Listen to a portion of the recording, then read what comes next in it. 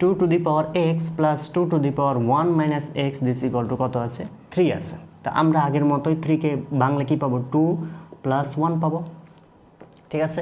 আচ্ছা এখানে 1কে আমরা লিখতে পারি 2 টু দি পাওয়ার 0, কাজ শেষ। তাহলে বেজ আমরা 2 পেয়ে নিয়েছি। তাহলে আমরা দেখছি 2 to the power x plus 2 to the power 1 minus x this equal to 2 to the power 1 এবং হচ্ছে 2 টু দি পাওয়ার 0। সুতরাং আমরা এখান থেকে খুব সহজেই বলতে পারি যে এক্সের মানটা কত, আমার এক্সের মানটা হচ্ছে 1, ঠিক আছে, এক্স ইকুয়াল টু 1, ঠিক আছে। কিন্তু এখানে আর একটু খেলা আছে। খেলা হলো আমার অপশানে আমরা যদি দেখি এই প্রশ্নটা, এই 38তম বিশেষে যে প্রশ্নটা আসছে সেখানে অপশানে আমার 2টা সমাধান চেয়েছে, ঠিক আছে। তো কীভাবে 2টা সমাধান হয়, আমরা এই যে এখানে লিখলাম কি 2 to the power 1 R 2 to the পাওয়ার 0, আমরা এটাকে এটাও তো লিখতে পারি 2 to the power x plus 2 to the power 1 minus x this equal two, আগে দিলাম 2 টু দি পাওয়ার 0, পরে দিলাম 2 টু দি পাওয়ার 1, একই তো থাকলো, ঠিক আছে। জাস্ট এটা এ পাশে নিয়ে আসলাম, এটা এ পাশে নিয়ে আসলাম, ঠিক আছে। এখন যদি করে দেখি তাহলে আমরা দেখব যে এক্সের আর একটা মান পাওয়া গেল, সেটা হলো 0, ঠিক আছে।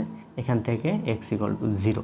সুতরাং এই প্রশ্নের যে সমাধানটা হবে সেটা হলো এক্সের মান 2টা পাবো, একটা 0 পাবো আর একটা 1 পাবো, ঠিক আছে।